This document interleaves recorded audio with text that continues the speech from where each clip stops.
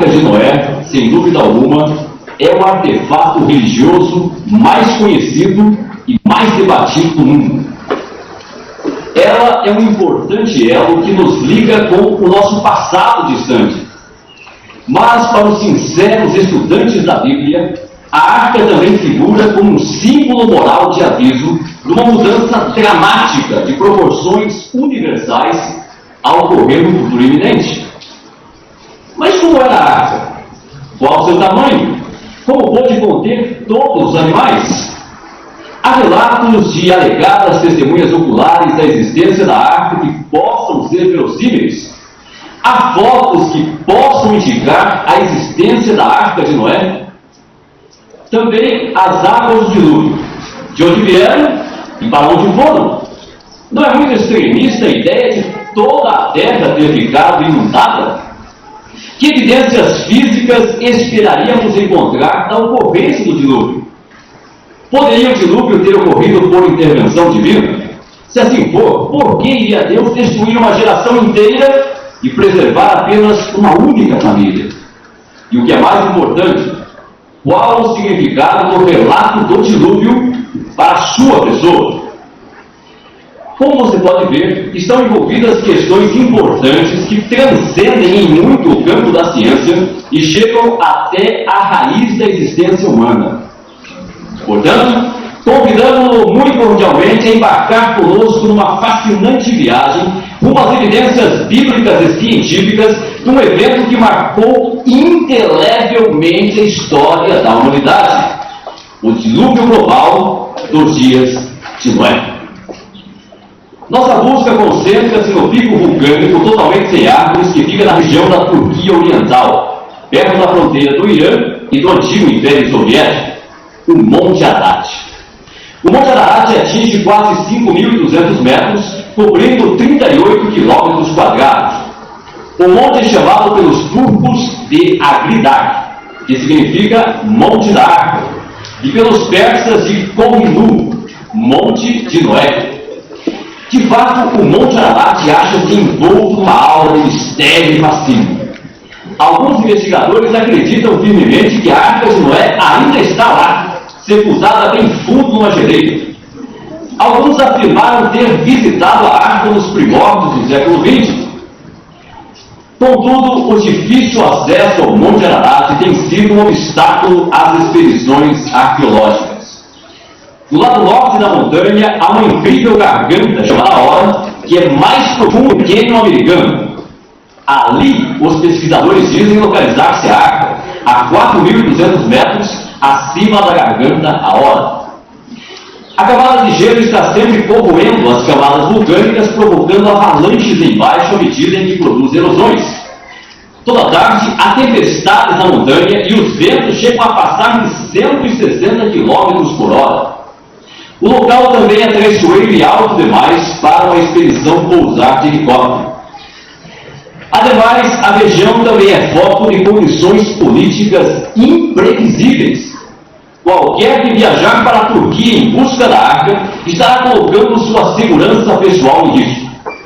Dois lados da montanha encaram vizinhos hostis, Irã e Iraque.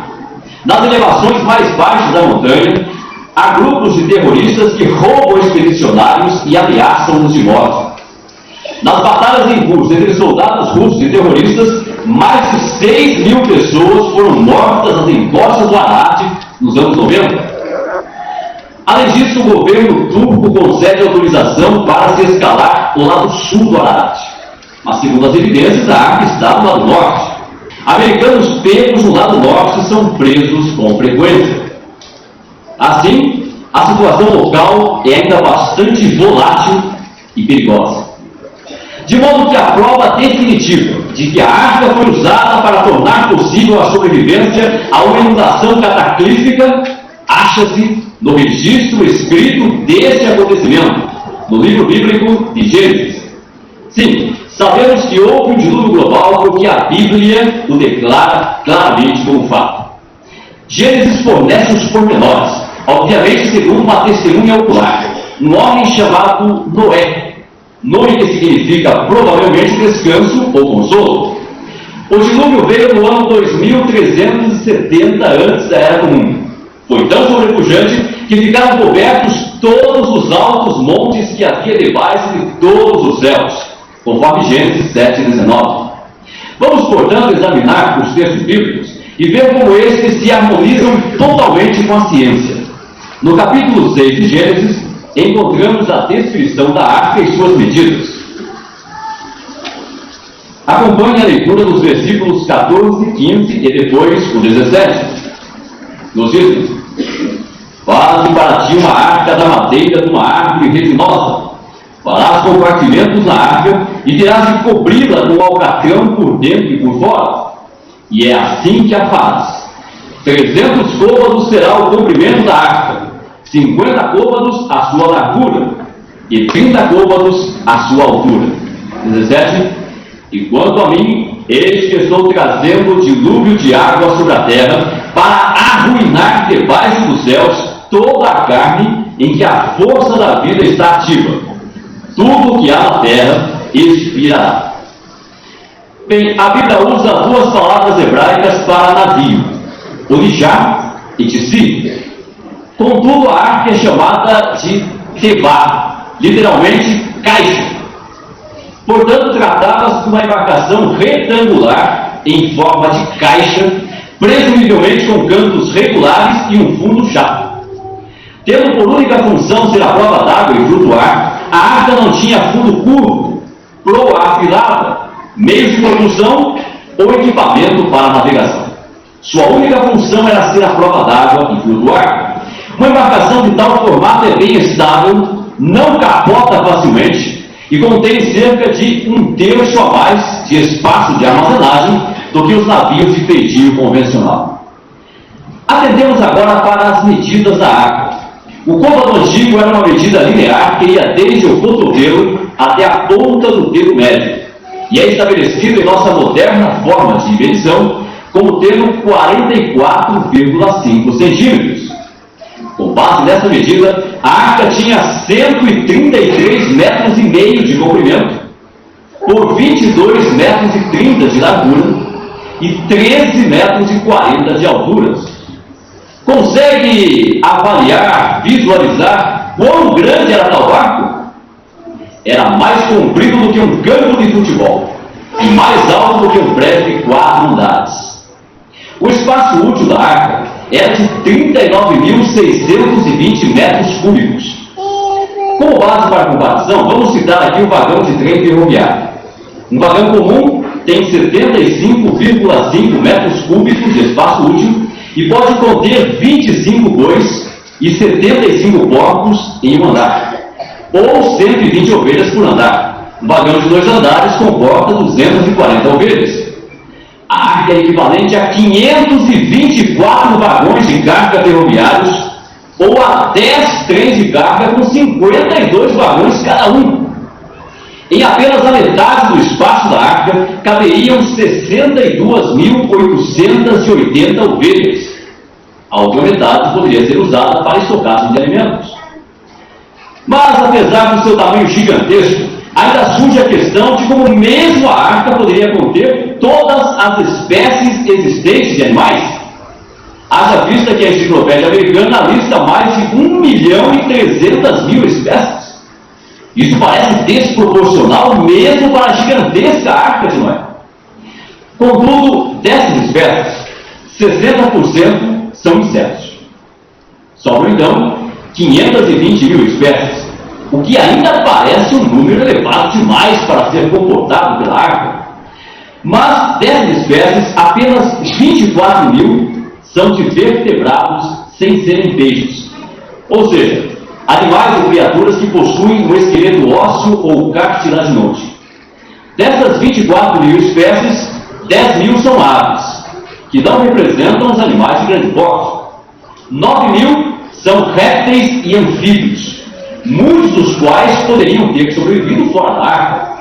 E apenas 5.000 representam os mamíferos, que são os animais de grande porte, alguns dos quais, como baleias e toninhas, também teriam permanecido fora da arca.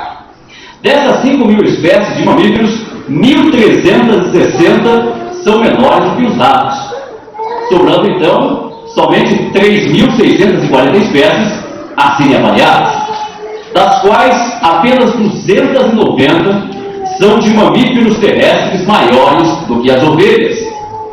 Lembre-se de que só na metade do tamanho do espaço da arca caberiam 62.880 ovelhas. Mesmo que as 290 espécies restantes fossem todas do tamanho do elefante, o maior mamífero terrestre, elas não comportariam mais do que 1/4 do espaço da arca. Além disso, alguns pesquisadores modernos têm dito que com apenas 43 espécies de mamíferos, 74 de aves e 10 de répteis na arca, elas poderiam ter produzido toda a variedade de espécies conhecidas atualmente. Mas será que existem evidências de que a arca realmente existiu? Bem, desde o século XIX, tem-se feito numerosas tentativas de encontrar evidências da arca. Iremos analisar agora relatos fascinantes de alegadas testemunhas oculares e fotos incríveis tiradas de avião e satélite. Nossa história sobre os avistamentos da arca remonta a 1883, quando o governo turco enviou uma expedição ao Monte Ararat para vistoriar os danos causados por um recente terremoto. A expedição relatou a descoberta da parte frontal de uma barcaça muito antiga, tirou medidas e relatou ter visto estábulos e jaulas dentro da grande embarcação. Contudo, o relatório turco despertou muito pouco interesse internacional devido à presente popularidade da teoria da evolução de Charles Darwin. George Agopian, um armênio, dizia ter escalado o Monte Ararat e visto a arca inteira em 1902, após 4 anos de seca, e novamente em 1904. Na primeira visita, disse Agopian, ele chegou a subir no alto da arca. Fiquei em pé e examinei toda a embarcação, disse ele. Era comprida, tinha uns 12 metros de altura. A respeito do que ele observou na visita subsequente, ele disse: não vi nenhuma curva. Era diferente de qualquer outro barco que eu já vira. Parecia mais uma barcaça de fundo achatado. Também em 1944, durante a Segunda Guerra Mundial, pilotos aliados que sobrevoaram a região da Turquia também relataram avistamentos da arca. Entre 1952 e 1969, Fernanda Barra fez 4 tentativas de encontrar evidências da arca. Em sua terceira viagem ao Monte Ararat, ele chegou ao fundo da fenda numa geleira, onde encontrou uma madeira preta encravada no gelo. Devia ser muito comprida, disse ele, e talvez ainda estivesse presa a outras partes da estrutura da embarcação. O que pude fazer, disse ele, foi cortar ao longo dos veios até que consegui arrancar um pedaço de cerca de 1,5 metro. O professor Richard Bliss, um dos muitos peritos que examinaram a madeira, disse: a amostra de madeira do Sr. Navarra é uma viga estrutural e está impregnada de piche betuminoso. Tem juntas macho e fêmea e é decididamente talhada e esquadriada à mão. Isso até nos faz lembrar do texto já lido de Gênesis 6,14, onde fala que a arca seria calafetada com alcatrão, ou seja, com piche betuminoso. Também a idade estimada da madeira foi fixada entre cerca de 4 a 5 mil anos, o que corresponde à idade da Arca de Noé. Também um homem chamado Ed Davis, um expedicionário que disse ter visitado a arca, foi submetido ao teste do polígrafo, o detector de mentiras, lá no Novo México por um especialista com 15 anos na polícia. O resultado? Ed Davis não estava mentindo. Ele realmente havia visto uma embarcação gigantesca no alto de uma montanha, presumivelmente a Arca de Noé. Podemos dizer também que um homem chamado Ron Bennett, que durante os mandatos de 4 presidentes norte-americanos, desde Nixon até Reagan, sempre voou a bordo do Força Aérea 1 como fotojornalista da UPI da Casa Branca. Ele, numa visita que fez com o presidente, o então presidente Jimmy Carter, da Polônia para o Teherã, quando sobrevoava a região da Turquia, notou um barco grande, escuro, claramente visível. Ele não teve dúvidas de que se tratava da Arca de Noé. Além disso, contamos com fotos incríveis tiradas de avião e satélite. Por exemplo, uma imagem tirada pelo satélite francês Spot mostra um pequeno ponto no meio da neve que, segundo registrado pelo satélite, não faz parte do ambiente natural, é de madeira e contém cerca de 25 metros de largura, que se ajusta coerentemente à Arca de Noé. Também, uma equipe da TV holandesa, quando viajava com um astronauta de Irving no avião, tirou uma foto incrível de um enorme objeto projetado para fora da neve. Nós queremos examinar essa foto. Aqui embaixo você vê um objeto saindo da neve, ele tem uma linha reta, mostrando então que não faz parte do ambiente natural. Esse objeto termina aqui, e veja como ele é retangular. Também você observa um pouco acima aqui no objeto, pontos escuros que parecem ser janelas. Agora vamos ver a mesma foto, mas com linhas sobrepostas. Então a mesma foto com linhas sobrepostas indicando o possível formato do objeto. Então, do ar do solo há um corpo crescente de evidências. A maioria dos relatos é de indivíduos comuns, que não têm nada a provar, nem um livro a vender, nem uma tese a defender, de modo que os relatos parecem ser muito verossímeis. Mas uma pergunta comumente feita é sobre as águas do dilúvio, de onde vieram e para onde foram. Encontramos a descrição do ocorrido aqui em Gênesis, no capítulo 7, e o versículo 11, e nos diz, Gênesis 7, 11, no 6º ano da vida de Noé, no 2º mês, no dia 17 do mês, nesse dia romperam-se todos os mananciais da vasta água de profundeza e abriram-se as comportas dos céus. Observou a expressão aí? Vasta água de profundeza e comportas dos céus. Então, essas expressões indicam que no mundo antes do diluviano havia enormes quantidades de umidades suspensas muito acima da terra. Essas águas é que caíram nos dias de Noé. Mas não é muito extremista a ideia de toda a terra ter ficado inundada? Na realidade, não é não. De fato, a terra ainda está inundada até o ponto. 70% dela é coberta por água. Apenas 30% é terra seca. Se toda a terra fosse alisada, de modo a eliminar-se vales, colinas, planícies, depressões, e toda a água acima do nível do mar fosse lançada no oceano, não se veria superfície alguma de terra a uma profundidade de 2.400 metros. Então aqui mesmo estão as águas que vieram lá dos céus. Mas que evidências físicas esperaríamos encontrar da ocorrência do dilúvio? Pelo menos duas. Primeiro, uma drástica mudança no clima da Terra. E segundo, uma enorme destruição repentina. Encontramos as evidências? Sim, encontramos. Há evidência de que a Terra inteira tinha um clima quente e úmido em todas as latitudes. Por exemplo, foram desenterradas figueiras na Groenlândia e palmeiras na Sibéria, indicando que tais regiões atualmente geladas eram regiões quentes do passado primeiro. A forma de água que rodeava a Terra causava o efeito estufa até mesmo nas regiões polares. A região acima de 130 km é muito quente, sendo superior a 38 graus e subindo até aos 1.650 graus centígrados, chamada de termosfera por essa razão. A alta temperatura detém grande quantidade de vapor d'água, que é mais leve do que o ar. Assim, havia um vasto lençol térmico na atmosfera superior. Esse lençol quente desapareceu quando as águas inundaram a Terra. Isso produziu ou provocou uma drástica mudança no clima da Terra. As regiões árticas se tornaram geladas, frígidas. As regiões polares foram repentinamente congeladas. Os animais foram pegos de surpresa e congelados. Por exemplo, em 1901, e tão recentemente quanto em 1999, foram descobertos mamutes na Sibéria, sendo que o primeiro tinha vegetação em sua boca e em seu estômago, e o último encontrado estava preservado intacto, mostrando que morrera subitamente.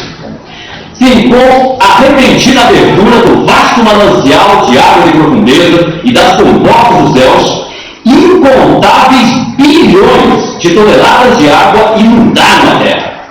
Isso provocou mudanças drásticas também na superfície da Terra. A crosta da Terra é relativamente fina, calculada em entre 30 e 160 quilômetros de grossura, estendida sobre uma massa bastante plástica de milhares de quilômetros de diâmetro. Portanto, com o peso adicional da água, houve provavelmente grandes deslocamentos nessa crosta. Com o tempo, novos montes se elevaram. Antigos montes tornaram-se mais altos, bacias rasas de mares se aprofundaram e estabeleceram-se novos litorais. Alguns têm calculado que somente a pressão da água foi equivalente a 2 toneladas por polegada quadrada, suficiente para fossilizar toda a fauna e também a flora.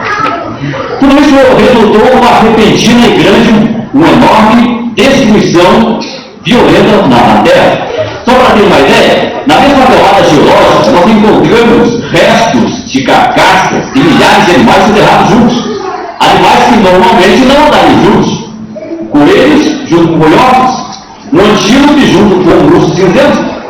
Encontramos restos de mamutes e visões dilacerados e torcidos como se fossem de palha e barbante, embora pesassem várias toneladas. Também na mesma camada encontramos hipopótamos, zebras, peixes em posição de natação, indicando que houve uma grande inundação mundial. Conchas marítimas foram encontradas em elevados montes. Rochas de tamanho imenso, pesando milhares de toneladas, foram encontradas numa região muito além do que a sua origem. Tudo isso atesta uma enorme destruição repentina, para a qual diversos cientistas e peritos não encontram outra resposta senão o dilúvio global dos dias de Noé. Que o dilúvio realmente aconteceu é visto no fato que a humanidade nunca o esqueceu. Foi de tal magnitude que causou indelével impressão na história humana, e o relato disso passou de geração em geração. Por exemplo, em lugares tão afastados entre si como o Alasca no Polo Norte e como as ilhas dos mares do Sul no Polo Sul, encontramos histórias antigas do dilúvio. Civilizações nativas pré-colombianas, bem como os aborígenes da Austrália, todos têm histórias do dilúvio.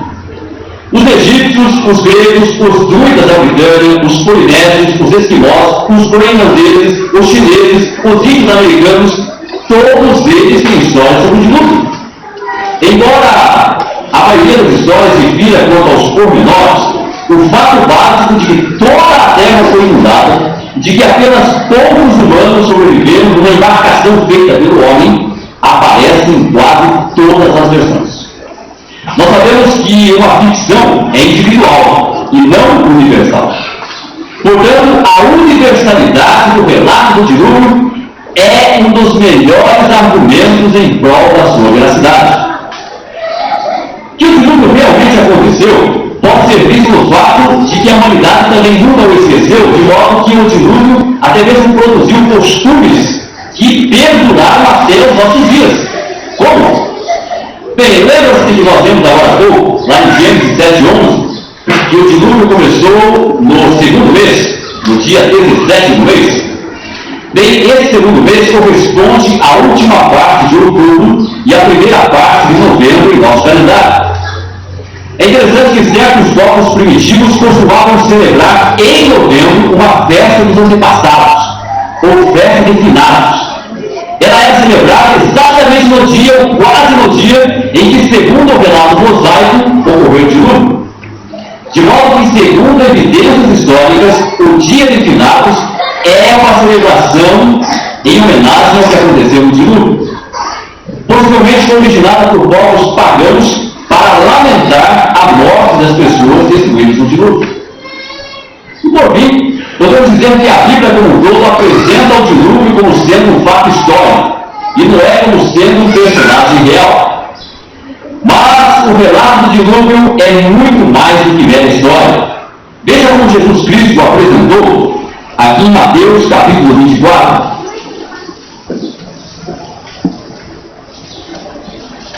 E acompanhe, por favor, a leitura dos versículos 37 ao 39. E nos diz: pois assim como era nos dias de Noé, assim será a presença do Filho do Homem. Porque assim como eles eram naqueles dias antes do dilúvio, comendo e bebendo, os homens casando-se e as mulheres sendo dadas em casamento, até o dia em que Noé entrou na arca e não fizeram caso, até que veio o dilúvio e os varreu a todos. Assim será a presença do Filho do Homem. Então, como você pode observar, Jesus colocou o dilúvio como sendo algo profético de coisas futuras, como sendo um exemplo de aviso. Adicionalmente, em 2 Pedro 2,5,6, lá o apóstolo, sob inspiração divina, colocou o dilúvio também como sendo um exemplo para as pessoas ímpias de coisas que hão de vir. Portanto, podemos afirmar que a destruição do mundo antigo estabelece um modelo para o nosso tempo.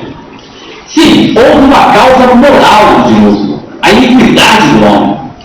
Voltemos mentalmente ao tempo pré-diluviano. Lá no século 24, antes da Era Comum, durante o tempo em que Noé vivia, há uns 4.400 anos, a maldade predominava na terra. As condições morais estavam fora de controle. O relato histórico em Gênesis 6,5 declara que Jeová viu que a maldade do homem era abundante na terra e que toda a inclinação do seu coração era só má, todo o tempo. Mas podemos dizer que a maldade ela se manifestou de dois modos destacados. Primeiro, a sua violência. Segundo, a perversão sexual. Observe como se faz alusão a isso em Gênesis, no capítulo 6. Nós iremos ler inicialmente os versículos 1 e 2, que nos dizem: ora, sucedeu que quando os homens principiaram a aumentar em número na superfície do solo, e eles nasceram filhas, então os filhos do verdadeiro Deus começaram a notar as filhas dos homens, e elas eram bem parecidas, quer dizer, bonitas, e foram tomar para si esposas, a saber, todas as que escolheram. Bem, pense um pouco, uma vez que a instituição do casamento e ser filhos já ocorriam por mais de 1.500 anos, por que será que esses casamentos aqui são mencionados como algo especial? Algo que resultou, conforme os versículos seguintes, no decreto divino, na existência de gigantes e no aumento da maldade. É interessante que a versão grega do Septêmbrico, que foi iniciada há cerca de 300 anos antes de Cristo, traduz a expressão filhos do verdadeiro Deus por anjos. E de fato, os filhos de Deus são mesmo os anjos, lá em João 6, 38 e 7. Igualmente no Salmo 89, versículos 5 e 6, ali definitivamente os filhos de Deus são criaturas celestiais, não terrenas. Portanto, num dado momento da história humana, alguns anjos tornaram-se rebeldes, assumiram forma humana e coabitaram com mulheres. Tal sexo entre anjos materializados e mulheres era uma perversão, era desnatural. Isso resultou no decreto divino, mencionado agora no versículo 3, que diz: depois disso Jeová disse: meu espírito não há de agir por tempo indefinido para com o homem, porquanto ele é carne. Conformemente seus dias hão de somar 120 anos. Este é um decreto judicial divino, indicando que dali 120 anos haveria um fim daquela maldade.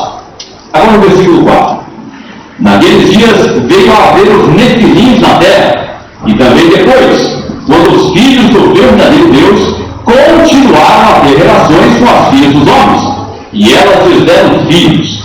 Eles eram os poderosos da antiguidade, os homens de fama. A palavra hebraica nefilim vem de uma forma causativa do verbo hebraico nafal, que significa fazer cair, cortar. De modo que nefilim significa literalmente derrubadores. Era na realidade a prole híbrida resultante dos atos sexuais entre anjos e mulheres. Os nefilins eram enormes e valentões, faziam outros cair violentamente. Sem dúvida alguma, muitos seguiram seu exemplo violento ou se juntavam a eles em saquear vítimas indefesas. A expressão usada aqui naqueles dias indica evidentemente os dias em que Jeová fez a declaração: Daí o texto mostra que essa situação continuou depois, quando os filhos de Deus continuaram a ter relações com as filhas dos homens. Tem cerca de 20 anos depois, no decreto divino, nasceu o primeiro filho de Noé, Jafé, 100 anos antes de Dilúvio. E o registro mostra que 2 anos mais tarde nasceu o segundo filho, Sem, 98 anos antes de Dilúvio. Não se declara quando Cã nasceu, mas esses 3 filhos já eram adultos e casados quando Noé recebeu a ordem para construir a arca e pregar.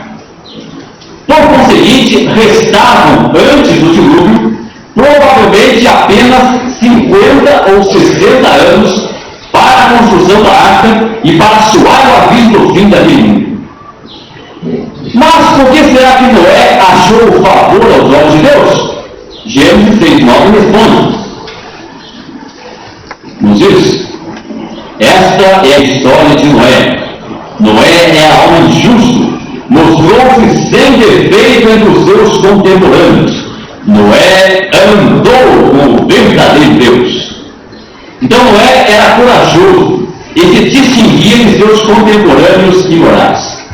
Noé permitia que as normas de moral de Jeová fixassem um limite no caminho que ele e sua família seguiriam em toda a sua vida.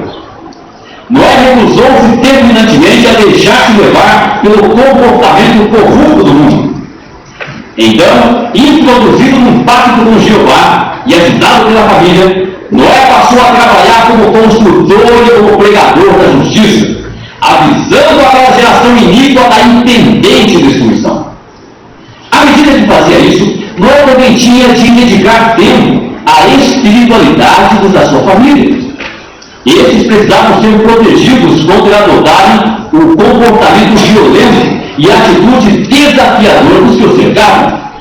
Era importante que não se envolvessem demais com os assuntos cotidianos da vida. Deus lhes deu uma tarefa e eles tinham de centralizar a vida na realização dela. Diversos fatores da comissão dada por Deus mostram que era necessária uma fé incondicional. Primeiro, havia o problema do tamanho da arca. Ela seria gigantesca. Segundo, eles não tinham experiência em construção e eram poucos trabalhadores, apenas 8, sendo que 4 eram mulheres. Terceiro, eles não tinham ferramentas e equipamentos sofisticados. Embora a arca fosse afetada com a ocasião, haveria necessidade de se encaixar com cuidado todo o materiamento para garantir uma construção que fosse razoavelmente aprovável. Quarto, não podiam prever o futuro e as situações que surgiriam. Quinto, havia o problema da logística, do transporte dos materiais, que eram de peso colossal. Sexto, como poderiam reunir todos os animais da arca? Sétimo, que alimentos deveriam armazenar e em que quantidade? Oitavo, havia a iniquidade prevalecente e o perigo era constante. O mundo estava impregnado com um espírito de impiedade. Tratava-se de uma atitude desafiadora para com o próprio Deus. Nono, o projeto não poderia ter sido executado em secreto. As pessoas forçosamente saberiam dele, e eles seriam alvo de ridicularização e de outras importunações. E décimo, tinham de relatar uma mensagem altamente impopular e com consequências negativas imprevisíveis. Aqueles pré-diluvianos ímpios, na sua sabedoria mundana, sem dúvida zombavam do que não é pregado, chamando-o de tolo, irrealístico e imprático. Impávidos diante de tais obstáculos gigantescos, Noé e sua família demonstraram fé e coragem em proporções épicas e figuram como um exemplo maravilhoso para todos os verdadeiros servos de Deus da atualidade.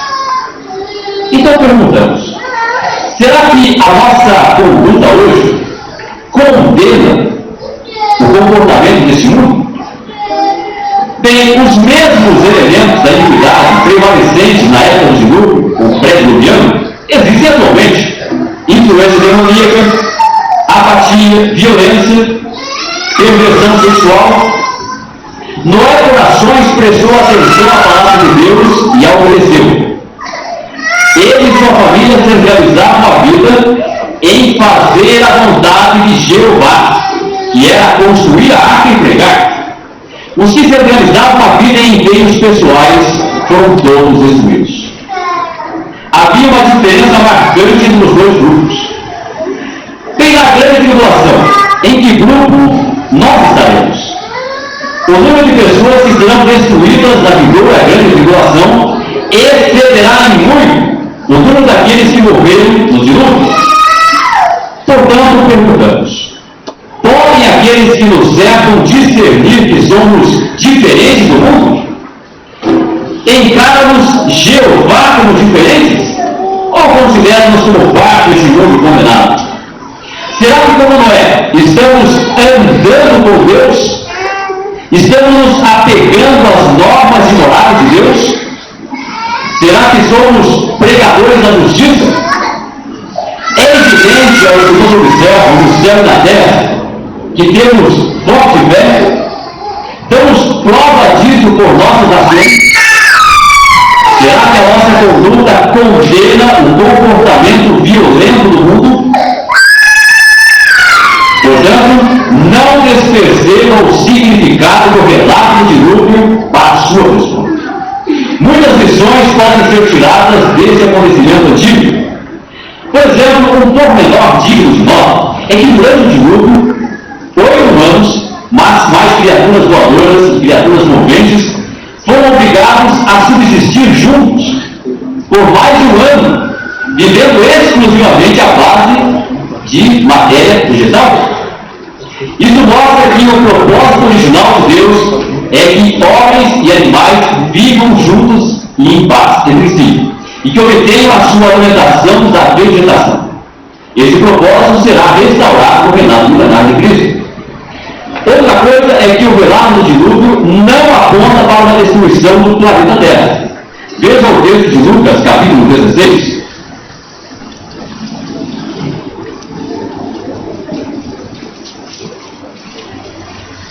E veja o versículo 17, as palavras de Jesus Cristo. E diz: deveras mais fácil é passar em céu e terra do que passar sem cumprimento uma só partícula de uma letra da lei. Então vamos refletir nas palavras de Cristo. Aqui ele falou que mais fácil é céus e terra literais passarem do que deixar de se cumprir a lei de Deus. Bom, essa declaração de Jesus só tem peso, só tem fundamento se os céus e terra literais forem eternos. Ele estaria com efeito dizendo: olha, é mais fácil algo eterno passar do que a lei de Deus deixar de cumprir-se. Mas se os céus e terra já vão passar mesmo, então esse texto não tem significado nenhum. Podemos até ilustrar da seguinte maneira: digamos que alguém queira emprestar algo de você, e para garantir que a devolução será feita, essa pessoa diz o seguinte: olha, é mais fácil o João roubar do que eu deixar devolver o objeto para você. Essa declaração só tem fundamento, só tem peso se o tal João for uma pessoa reconhecidamente honesta. Mas se ele já é ladrão, então qual a força dessas palavras? Nenhum. Assim também, a declaração de Jesus só tem peso, só tem fundamento se os céus e terra literais forem eternos. Outra coisa também é que Noé tem sido considerado como tipificando a Jesus Cristo nesse tempo do fim. Nós realizamos uma construção semelhante à de uma arca. Nós perguntamos: o que é a arca então, no antigo moderno? Não é a organização de Jeová. Não. Qual lugar de segurança e sobrevivência, a arca representa o paraíso espiritual que Jeová tem construído entre seus adoradores desde 1919. Trata-se do seu arranjo para uma restaurada relação pacífica com ele. Assim sendo, alguém pode estar na organização de Jeová por estar batizado e ainda assim não estar na típica arca por não ter uma boa relação com Deus. E lembre-se, só os que estiverem na arca quando vier a grande tribulação é que serão salvos. Bem, em 1916, um piloto russo, o tenente Zabarovsky, estava circundando as montanhas de Ararat, quando observou uma estrutura escura tão grande como um navio de guerra, nitidamente um barco. A notícia sobre o avistamento chegou ao czar Nicolau, que em 1917 despachou 2 companhias de soldados para localizar e documentar o achado. Supostamente localizaram a arca, tiraram fotos dela e enviaram pleno relatório ao czar. Contudo, apenas 6 dias depois, o governo foi derrubado e o bolchevismo ateu assumiu o controle, de modo que os registros jamais se tornaram públicos, são tidos como perdidos ou no arquivo secreto do Kremlin. Também o relato escrito sobre um armênio que diz ter entrado na arca em 1856, bem como um recorte de jornal sobre um cientista de Londres que confessou em seu leito de morte ter visto a arca, foram ambos destruídos no incêndio. Fotos alegadamente claras e mapas da área em que a arca possivelmente se localiza desapareceram com a morte do pesquisador. O já citado astronauta Jim Irving, que tirou aquela incrível foto aérea já mostrada, quis organizar uma expedição terrestre para filmar o local, mas morreu antes de poder voltar. Não podemos afirmar com certeza se e até que ponto a influência demoníaca estava envolvida em cada caso mencionado. Mas uma coisa é certa: Satanás não deseja que a arca de Noé seja descoberta, porque a sua descoberta possivelmente seria o grandioso clímax de todas as descobertas arqueológicas, fundamentando de modo irrefutável a historicidade do relato bíblico. Mas, independente de isso vir a acontecer algum dia, o histórico dilúvio global dos dias de Noé nos ensina poderosas lições. Ensina-nos que o Deus Todo-Poderoso não tolera para sempre a iniquidade, mas que Ele preserva os justos.